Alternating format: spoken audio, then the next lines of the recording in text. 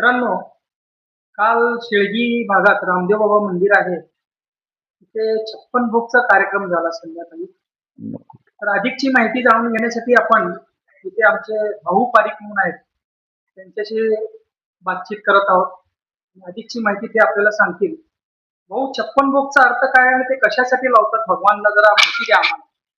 जेव्हा कृष्णानं सर्वांना गावकऱ्यांना सांगितलं की आपण इंद्राची पूजा न करता गोवर्धन पर्वतची पूजा करूया, तेव्हा इंद्राने कोप केला आणि तिथं मोठ्या प्रमाणात पावसाचं रूप धारण करून पाठवलं होतं. तेव्हा कृष्णानं गोवर्धन पर्वत आपल्या करंगळीवरती 7 दिवस धरून उभारले होते. तर जेव्हा त्यांनी यशोदा मैया म्हणली की 7 दिवस माझा मुलगा जेवलेला नाही कृष्ण, तर रोज 8 वेळेस कृष्ण हे भोजन करत होते. तर 7 दिवसाच्या प्रमाणे 8 वेळेसचे भोजन म्हणजे 56 होतात. 56 वेळेसचं भोजन. तर यशोदा मैयानं त्यांच्या मुलासाठी म्हणजे कृष्णासाठी 56 नमुन्याचे पक्वान बनवून त्या दिवशी त्यांना जेवू घातले होते. म्हणजे श्रीकृष्ण एका दिवसात 8 वेळा जेवतात 8 वेळा जेवत होते. आणि 7 दिवस ते 7 गोवर्धन दिवसाचे. पर्वत त्यांनी उभारल्यानंतर करंगळीवर ते धरले जेवले होते. नव्हते.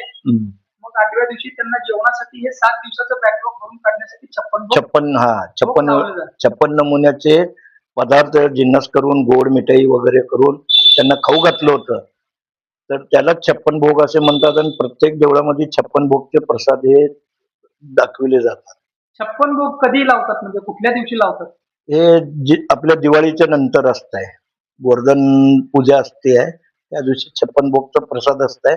परंतु काही देवळात कसं आहे ते टाइमच्या हिशोबानं रविवार वगैरे बघून करून ठेवतात. त्याला अन्नकूट पण म्हणतात.